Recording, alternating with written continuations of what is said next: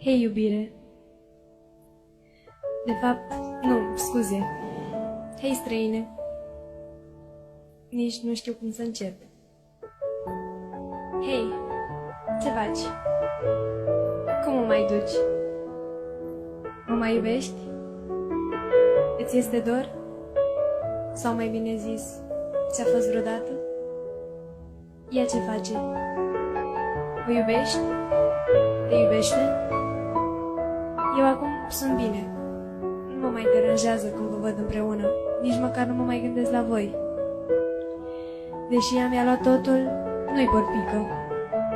E frumoasă, e ceva nou pentru tine și știu că îți place să te aventurezi, cu capul înainte, ca un berbec, nativul tău. Da, am plecat de lângă tine, știu, dar nu regret nicio clipă acest lucru. Știi de ce? Pentru că îmi era greu când te priveam în ochi și tot ceea ce vedeam era imaginea ei, nu reflexia mea. Pentru că de fiecare dată când erai trist, eu nu îți puteam readuce zâmbetul pe chip.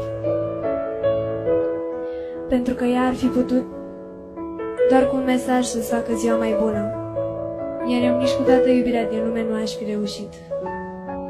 Să te fac să râzi, să-mi zâmbești, să mă iubești. Pentru că atunci când o vedeai pe stradă, zâmbeai și erai euforic, deși pe mine mă țineai de mână.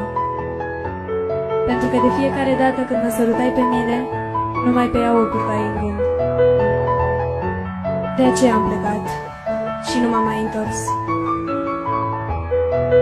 Da, știu, a apărut el acum. Și da, știu, el este tot ceea ce mi-am dorit vreodată. Are grijă de mine și mă iubește, dar niciodată nu te va putea înlocui. El mă iubește, da, așa cum eu te iubesc pe tine și cum tu o iubești pe ea. Ce poveste, nu?